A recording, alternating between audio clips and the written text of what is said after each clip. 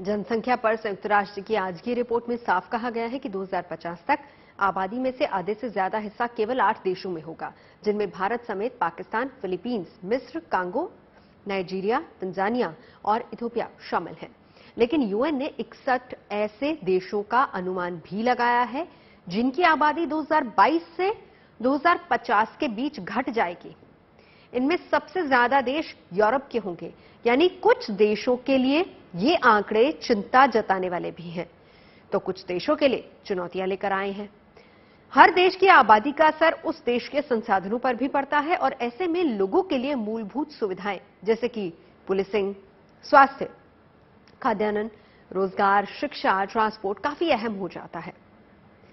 दुनिया के दूसरी सबसे बड़ी आबादी वाला देश भारत है, जहां हर 1 लाख की आबादी पर औसतन 156 पुलिसकर्मी है, यानी देश में एक पुलिसकर्मी पर 641 व्यक्तियों की सुरक्षा का जिम्मा है। जबकि विश्व के अन्य देशों में 1 लाख की आबादी पर पुलिसकर्मियों की तादाद भारत से कहीं ज्यादा है।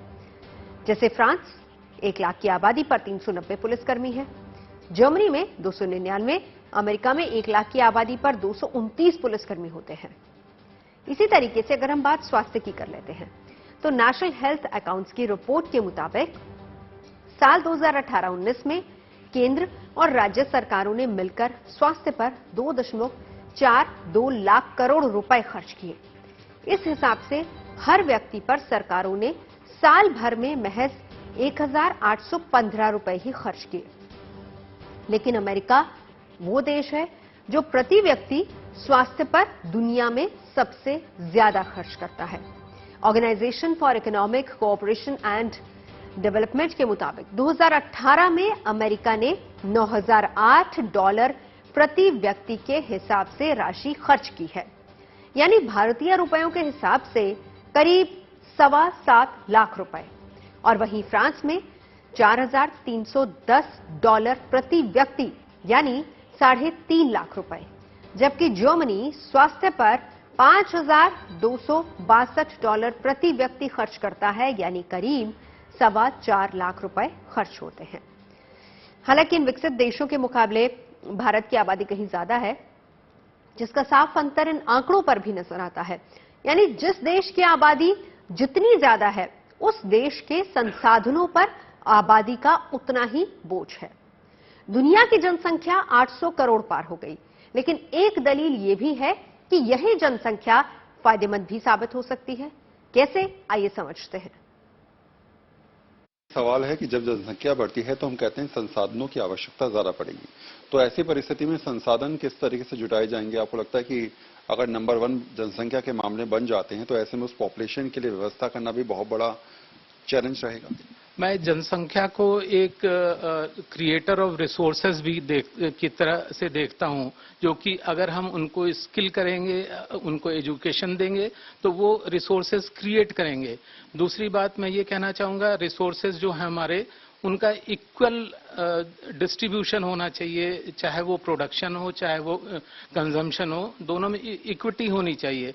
अगर आप देखेंगे, आंकड़ों को उठाकर देखेंगे तो आपको पता लगेगा कि जो विश्व के बहुत छोटी सी 10% जो रिचेस्ट लोग हैं, वो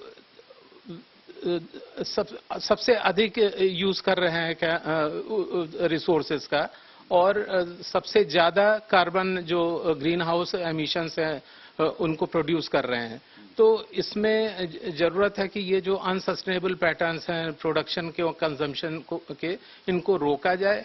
और इसमें जो जिनके पास नहीं है, जैसे पुअर हैं, मार्जिनलाइज्ड हैं, उनके पास रिसोर्सेज नहीं है, तो उनके सरकार को ये सुनिश्चित करना चाहिए थ्रू गुड गवर्नेंस और प्लानिंग के द्वारा कि उनको ये रिसोर्सेज प्राप्त हों। अभी विश्व की सबसे अधिक आबादी वाला देश चीन इन दिनों धीरे धीरे अपनी जनसंख्या के घटने से चिंता में भी आ गया है, और यही वजह है कि इसे ठीक करने के लिए चीन ने एक नया जनसंख्या परिवार नियोजन कानून जारी किया है, जो चीनी जोड़ों को 3 बच्चे पैदा करने की अनुमति देता है। उधर जापान जनसंख्या के हिसाब से दुनिया का सबसे बुजुर्ग देश है और 100 साल से ज्यादा उम्र के लोगों की दर भी सबसे ज्यादा जापान में ही है। इसी कारण जापान में काम करने की क्षमता रखने वालों की संख्या में लगातार कमी होती जा रही है और हालात के और ज्यादा खराब होने की आशंका जताई जा रही है। सरकारी अनुमान के मुताबिक साल 2040 तक जापान में बुजुर्गों की आबादी 35% से ज्यादा हो जाएगी। जापान में प्रजनन दर 1.4% है, यानी जापान में एक महिला औसतन 1.4 बच्चे को जन्म देती है, जिसका सीधा मतलब ये हुआ कि काम करने योग्य लोगों की संख्या लगातार घटती जा रही है।